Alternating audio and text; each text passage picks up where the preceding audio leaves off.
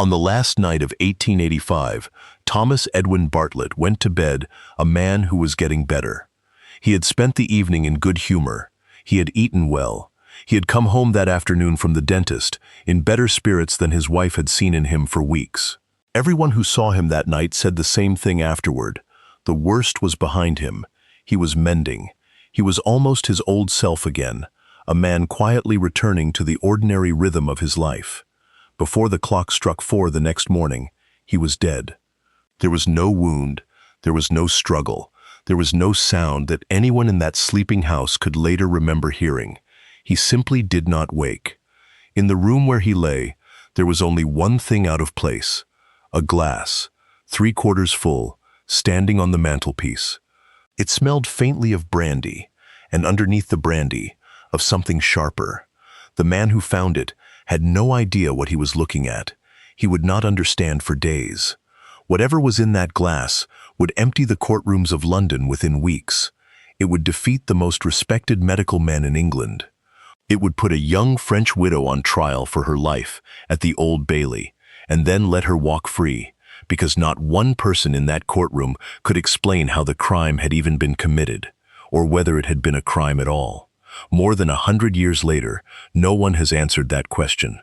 The poison reached his stomach. It left no mark of the journey, and the case has kept its secret ever since. Before we begin, leave a comment telling us where you're watching from. And if forgotten stories like this one are the reason you're here, subscribe. This is all we do. This is the Pimlico Mystery. Thomas Edwin Bartlett was 41 years old, and he was comfortable. He had been born in 1845, and by the middle of the 1880s, he owned a small chain of grocery shops across London, along with quiet stakes in other ventures that had made him a prosperous man. He was also, by every account of the people who knew him, an unusual one, a man who held fixed and eccentric ideas about health, about the body, about marriage, and about the ways a husband and wife ought to live together. Those ideas would be picked over in open court before the year was out. His wife was a very different kind of person. Adelaide had been born in France around 1855, most likely in Orléans, and her origins were tangled from the very start. Her mother was an Englishwoman of modest means. Her father was never openly named in her lifetime, only whispered about, a French naval officer of some standing, a connection nobody ever confirmed. By the time she was a girl, her mother was dead, and Adelaide was left to make her own way, in a world that had already asked a great deal of her. She was, by the accounts of those who met her, clever, composed, and striking to look at. When she married Edwin Bartlett, she was around 20 years old. The wedding took place in April of 1875, and from the first day, it was not a marriage like other marriages. Most men, newly married, bring their wife home. Edwin did the opposite. He sent Adelaide away, first to a boarding school in Stoke Newington, and then on to a convent in Belgium to complete what he considered her unfinished education. While she was abroad, he went on living alone in his lodgings above the shop. It was not until 1878 that Adelaide returned to England for good and finally took her place at her husband's side in a home at Herne Hill. For a time, there was something that resembled happiness. Edwin's business did well. Adelaide was thought cultivated and devoted by the people who encountered her. But the household carried its own quiet troubles, and they ran deep. In 1881, Adelaide endured a long and difficult labor, one for which Edwin flatly refused to summon a doctor, because he could not bear the thought of another man being present. The child was stillborn. Adelaide said afterward that from that loss onward, by mutual agreement, the marriage became platonic, husband and wife in name, in company, in the running of a home, and nothing more. One small detail from those years survived into the trial, and it may be the most human thing the whole case offers. During Edwin's final illness, Adelaide sat up with him through the long hours of the night. She held his foot as he slept, she told his doctor, because he would not settle unless she did. Whatever else this marriage was, and it was about to become stranger still, there was that. Early in 1885, a third person walked into the marriage. And the strangest part of the whole story is that Edwin Bartlett was the one who held the door open. At their local Wesleyan chapel, the Bartletts came to know the young minister there, the Reverend George Dyson, 27 years old, learned, warm, easy to be around. The friendship that grew between the three of them was, by any standard of Victorian life, extraordinary. And Edwin did not merely tolerate it, he encouraged it at every turn. He hired Dyson to tutor his wife, Latin, mathematics, history, geography. He arranged for the minister to visit often and would leave the two of them alone together for whole days while he attended to business. A maid in the house later testified that Adelaide and Dyson behaved toward one another like a couple in love. Edwin, by his own arrangement, raised no objection. He bought the minister a railway season ticket so he could visit more easily. He spoke of him, according to later testimony, as a kind of co-husband. And 4 months before he died, Edwin quietly rewrote his will, removing the clause that had barred Adelaide from remarrying after his death. He was, to all appearances, arranging his wife's future with another man, while he was still alive to watch it take shape. He encouraged it, and then he grew ill. In the last weeks of 1885, Edwin Bartlett's health collapsed.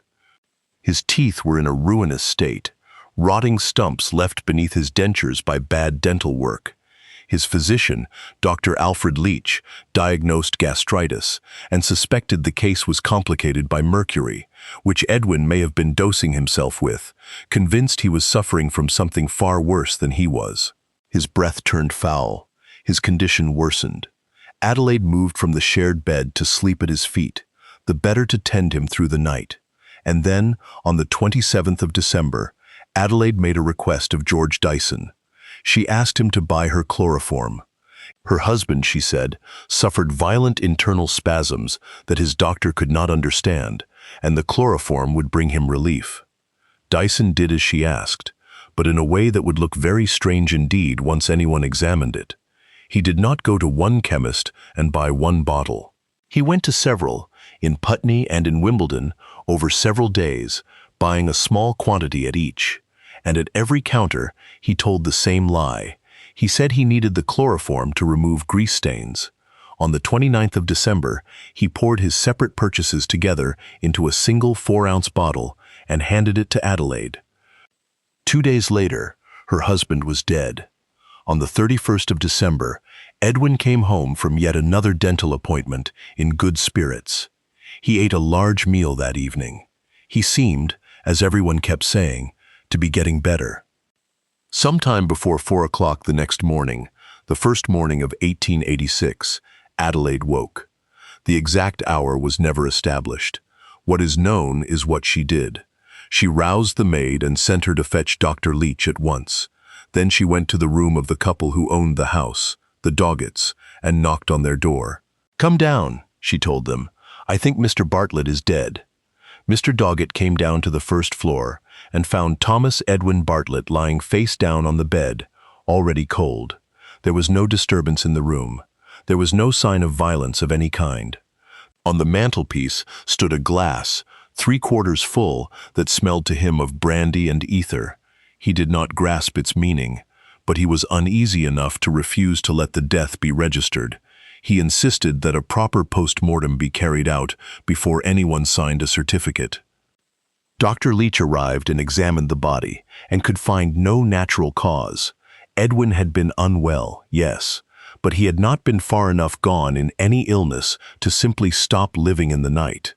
When Leach asked Adelaide whether her husband might have taken poison of his own accord, she was certain he had not. She would have known, she said. There was one man who was not prepared to let the matter rest, Edwin's father. He had never trusted his daughter-in-law. Years before, he had gone so far as to accuse her of an improper relationship with his younger son. Now, standing in that house on the first day of the new year, he refused to be satisfied by a quiet, unexplained death. He pressed the authorities, and he pressed hard, to look closer. His pressure worked. A post-mortem was ordered. On the 9th of January, officers went to the rooms on Claverton Street and recovered a small glass bottle. It had been turned upside down and stood in a tumbler of Condy's fluid, a common disinfectant, and it broke as they lifted it out. What remained of its contents was carefully preserved for analysis. And around the neighborhood of Pimlico, the people who had watched the comings and goings of the Bartlett household with ordinary curiosity now began to watch something else entirely, the slow, deliberate machinery of a murder investigation turning over in their midst. When the examiners opened Thomas Edwin Bartlett's stomach, the smell told them at once what they were dealing with: chloroform, a fatal quantity of liquid chloroform sitting in his stomach. No other poison was found. No natural disease was found that could account for his death. And then came the thing that made this case famous, the thing that would baffle the finest forensic minds in England for months, and that has never been fully explained since. Liquid chloroform, when it is swallowed, is savagely corrosive. It burns. It tears at the soft tissue of the mouth, the throat, the windpipe, on its way down. Anyone forced to drink a fatal dose of it would carry unmistakable evidence of that passage, scorched, inflamed, unmissable, all the way from the lips to the stomach. Thomas Edwin Bartlett carried none of it. His mouth was examined with care, and it was unmarked. His throat was unmarked. His windpipe showed no burning, no inflammation, no scarring at all. The chloroform had reached his stomach without leaving a single trace of the journey it must have taken to get there. The government analyst confirmed the residue in the recovered bottle was chloroform. Dr. Thomas Stevenson, the foremost authority on poisons in the country, was brought in to help the prosecution. He confirmed the dose had been fatal, and he admitted plainly that he could not explain the absence of burns. Nobody could. Faced with the post-mortem, George Dyson came forward and told the authorities everything, that he had bought the chloroform from multiple chemists with the story about grease stains. His confession ended whatever had existed between him and Adelaide, and it turned the whole affair, once and for all, into a matter of murder. Adelaide gave her own account. She had wanted the chloroform, she said, to sprinkle on a handkerchief and wave beneath her husband's face, to keep him from pressing his attentions on her at night. She had shown him the bottle. She had set it on the mantelpiece. She had never given it to him to drink, and she could not say how it had come to be inside him. It was an account that could not be proven, and it could not be entirely disproven either, which was, in the end, the whole problem. On the 11th of February, 1886, Adelaide Bartlett was formally arrested. The coroner's inquest returned a verdict of willful murder against her, naming George Dyson as an accessory. But the case against Dyson would not survive the opening of the trial. The trial itself began on the 12th of April at the Old Bailey. It drew crowds on both sides of the Atlantic. One entrance to the court was blocked solid by onlookers. Extra railings had to be built to hold them back. The prosecution was led by the Attorney General of England himself, Sir Charles Russell. The defense was placed in the hands of Sir Edward Clarke, by common agreement, one of the finest barristers of the age. It was rumored that Adelaide's mysterious father had arranged for him, though it was never confirmed. At the very opening, the charges against Dyson were withdrawn. He was acquitted and then immediately called as a witness for the Crown, where, to the prosecution's cost, he did far more for the defense. He testified that Adelaide had never asked him to keep the purchase secret, had never once behaved like a woman carrying guilty knowledge. He confirmed that Edwin had believed himself to be dying. Under Clarke's careful handling, the whole weight of the evidence began to tilt away from murder and toward suicide, a sick, despairing man who might well have swallowed the chloroform himself. Dr. Leach testified to the extraordinary care Adelaide had taken of her husband, and described Edwin as hysterical in temperament, a man whose state of mind could not be left out of any account of how he died. And Adelaide herself was not permitted to say a single word in her own defense. Under the law as it stood, a defendant could not give evidence on their own behalf, a rule that would not be changed until 1898. The defense closed with an address that ran 6 hours. Then the jury withdrew. When they came back, the foreman chose his words with great care. There was, he said, grave suspicion attached to the prisoner, but there was not sufficient evidence to show how, or by whom, the chloroform had been administered. The verdict was, not guilty. The courtroom erupted in applause. Adelaide Bartlett walked out of the Old Bailey, in her widow's black, a free woman, and London watched her go. Public feeling, which had been split when the trial began, had swung steadily behind her over its 6 days. An unease, perhaps, at how certainly she had been pursued for a crime that no one had ever managed to explain. And it was a surgeon, Sir James Paget, who put the whole thing into a single line that has echoed ever since.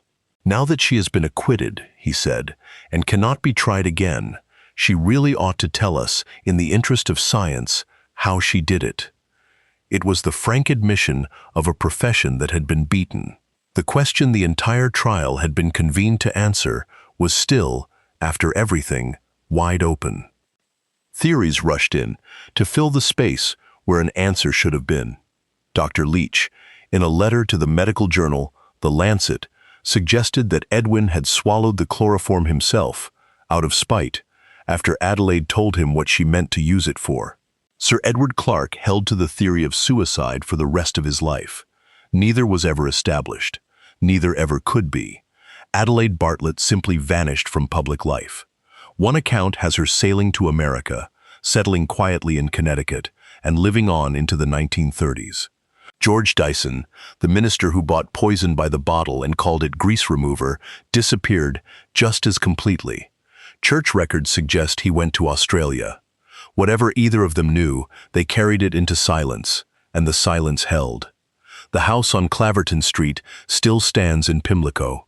The glass on the mantelpiece was broken and washed away more than a century ago, 3/4 full, smelling of brandy and something underneath it, noticed on a cold New Year's morning by a man who had no idea what he was looking at and no idea to ask. A prosperous man went to bed recovering and never woke. A fatal poison reached his stomach and left no mark of how. A jury could not name the hand that gave it to him, and so it named no one at all. The finest minds in England looked at the Pimlico Mystery and confessed they could not explain it. And in all the years since, it has never once explained itself. If this story stayed with you, tell us in the comments where you're watching from. And if you believe cases like this one deserve to be remembered, subscribe. The next one is already coming.